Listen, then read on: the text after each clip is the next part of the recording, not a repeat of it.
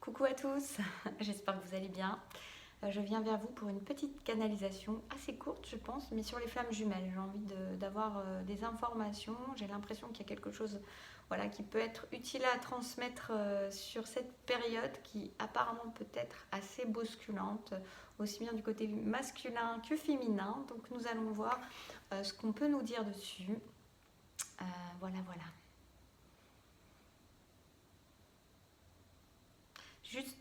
Alors attendez, juste, je rappelle pour les personnes qui sont près de Thionville ou à Thionville, que j'anime un atelier sur les flammes jumelles et l'effet miroir samedi de la semaine prochaine, le 11 mars, à la Maison des Associations. Toutes les informations sont en dessous, je vous mettrai ça en dessous, ainsi que le lendemain, une reconnexion à la voix du cœur qui là concerne tout le monde, pas seulement les flammes jumelles. Donc si ça vous appelle, n'hésitez pas à venir nous rejoindre, ça me fera plaisir. Et nul doute que ça vous fera du bien, comme on dit. Voilà, maintenant à nous, qu'est-ce qu'on peut nous transmettre pour les flammes jumelles, pour cette période un peu secouante. D'ailleurs, je vous avais annoncé que ça allait secouer pour le mois de mars. Pas pour les flammes jumelles seulement, mais aussi, je m'interromps, un peu de concentration.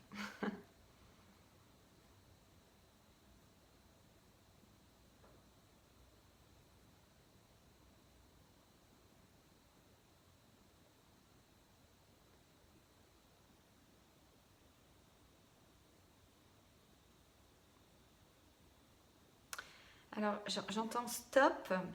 J'avais nature profonde. Alors, ce qu'on me dit, c'est que tu ne peux pas stopper ta nature profonde. Il peut y avoir une notion de lutte égotique actuellement qui se joue, des égos qui remontent à la surface s'ils étaient un peu disparus et qui sont là et qui viennent vouloir peut-être stopper certaines choses ou bloquer certaines énergies qui se passent dans la circulation des flammes jumelles, dans le lien, dans chacun, dans l'amour qui circule. Et on peut avoir une notion d'ego qui veut essayer de bloquer, de stopper les choses pour diverses manières, parce qu'il a été blessé, parce que voilà, on considère que les choses devraient être autrement, parce que ça peut être plein de choses. Et en fait, ce qu'on me dit, c'est que voilà, la propre nature ne peut être bloquée et quand ce lien d'âme véritable, s'il s'agit bien d'un lien d'âme véritable, de ce lien de flamme, si vous ne vous êtes pas trompé sur votre chemin et l'identification de ce lien, c'est votre nature véritable. Et cette nature véritable ne peut être stoppée, comme ne pourrait être stoppée la marée de l'océan, comme ne peut être stoppé un torrent, ou alors ça finit par faire des dégâts, parce qu'il y a une puissance qui est derrière ça, il y a un flux qui demande à circuler. Et donc la nature profonde, votre nature profonde ne peut être stoppée.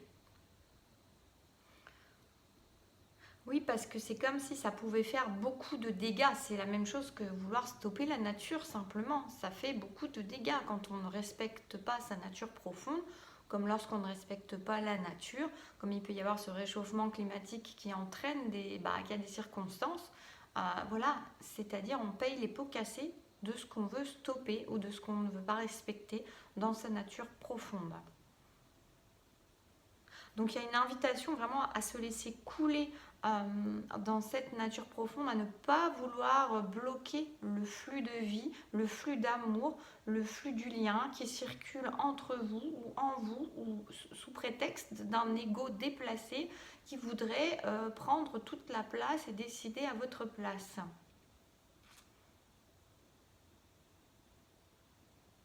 Alors en fait, ce qu'on me dit aussi, parce que on me dit bien sûr il y a pu avoir des injustices, bien sûr il y a des choses qui ne sont pas forcément équilibrées, qui demandent un rééquilibrage dans le lien, dans la relation, dans l'amour de l'un, dans l'amour de l'autre, mais en même temps, excusez-moi, je vais juste couper ça, hop, mais en même temps,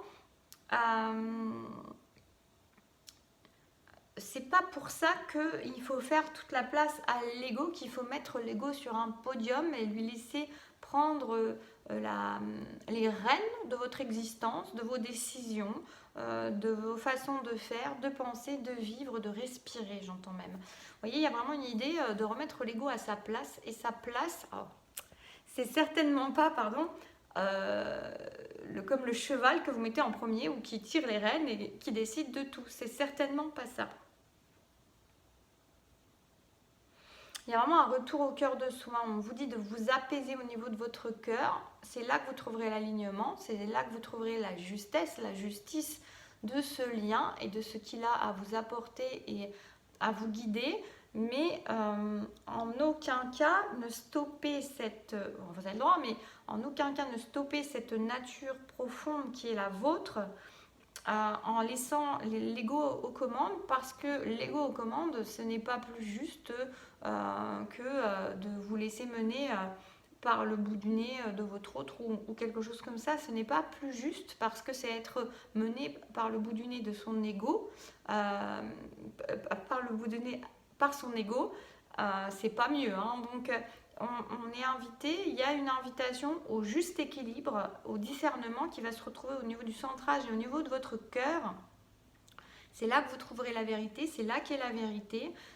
Et bien sûr qu'il peut y avoir des équilibres à trouver, qu'il peut y avoir des limites à poser, mais cela peut se faire dans l'énergie du cœur, sans tout bloquer, sans tout stopper, sans tout cristalliser. Parce que le fait de faire barrage à cette énergie, ce n'est pas être dominant de cette énergie, ce n'est pas être guéri ou de vous être débarrassé de cette énergie, pas du tout, c'est juste un déni supplémentaire de dire ça n'existe plus, je bloque cette autre, je bloque cette énergie, je bloque ce qui se passe parce que ça y est, je suis plus fort que cela. Non, c'est encore faire du déni. Et on vous dit... vous êtes invité vraiment à laisser circuler cette énergie en étant centré, en vous faisant respecter.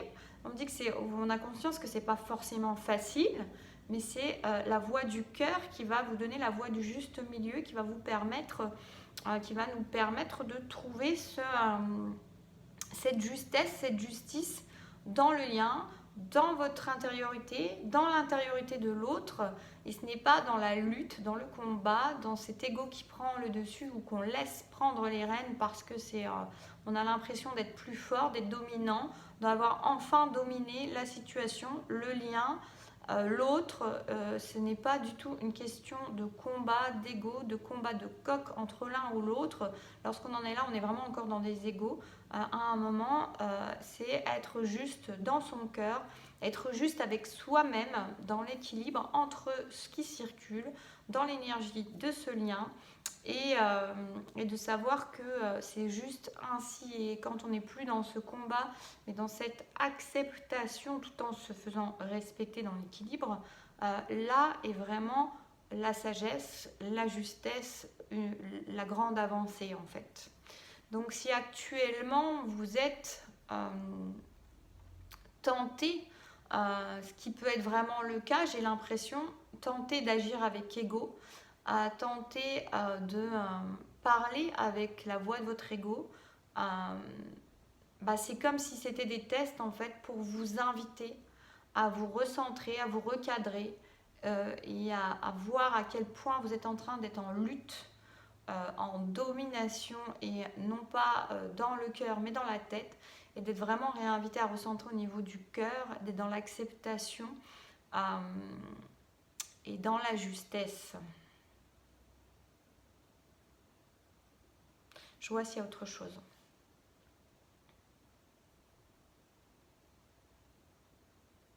Oui, je ressens qu'il peut y avoir beaucoup de tests qui sont dans ce sens actuellement. Et les égos peuvent être très forts, très remontés, on me dit. Hein. Il peut y avoir des colères qui remontent. Il peut y avoir vraiment des colères, des rancœurs, des choses comme ça qui reviennent à la surface pour mieux être nettoyées, pour mieux être apaisées, pour mieux être... C'est comme si en fait il y avait des fonds de cuve qui étaient en train de remonter, que ces fonds de cuve ils avaient quand même besoin d'être remontés, sinon ils ne remonteraient pas. Et en fait, c'est juste qu'il faut savoir qu'ils sont là quand même, voilà, ne pas être dans le déni non plus par rapport à ça, mais se dire, voilà, j'entends ces fonds de cuve-là, j'en fais mon affaire. Vous voyez, c'est pas je me bats contre l'autre à cause de ces fonds de cuve-là, j'en fais mon affaire. Alors on ne me dit pas plus, on me dit juste ça, c'est-à-dire, après à vous de les gérer. Oui, on me dit qu'ils ont besoin d'être regardés, ces fonds de cuve. Ils ont besoin de remonter à la surface. Il n'y a pas de hasard si ça remonte à la surface. Mais c'est pas fait pour tout jeter à la figure de l'autre ou de nourrir un- une barrière, un blocage, un barrage grâce à cela. euh, Parce que c'est vraiment être du coup sous le joug de l'ego. Euh, et vous êtes amené, on est amené à vraiment ne plus se laisser manipuler par cet ego, à voir ces fonds de cuve, à leur faire face, à en faire notre affaire, sans s'en servir de nourriture. Alors on me dit que c'est possible, hein, que certains peuvent le faire et que ça sera juste pour eux, mais que ça reste la domination de l'ego et vous qui êtes sous domination de l'ego et donc absolument pas libre et absolument pas dominant. De toute façon, on me dit qu'il n'y a pas de dominant et de dominé dans ce lien. Tout est question d'équilibre, tout est question de juste équilibre entre les deux. C'est ce qui est à trouver dans ce lien. Et tant qu'il y a de la lutte, tant qu'on a envie de dominer l'autre d'une manière ou d'une autre, que ce soit dans des silences, que ce soit dans des expériences, c'est que quelque chose est encore à travailler parce que dans ce lien-là, quand on se retrouve dans la pureté de ce lien, de cette âme pure de chacun, les égos sont complètement anéantis. J'entends, alors anéantis, j'aime pas trop parce qu'on en a besoin quand même de ces égos, mais alors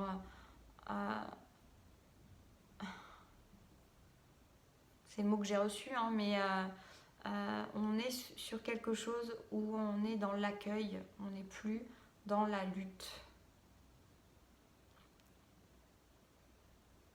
Et c'est un gros travail du moment. On me dit c'est un gros travail du moment. Donc si ça vient vous titiller, si vous avez des remontées de colère, de rancœur, faites-en votre affaire, allez regarder ce que cela a.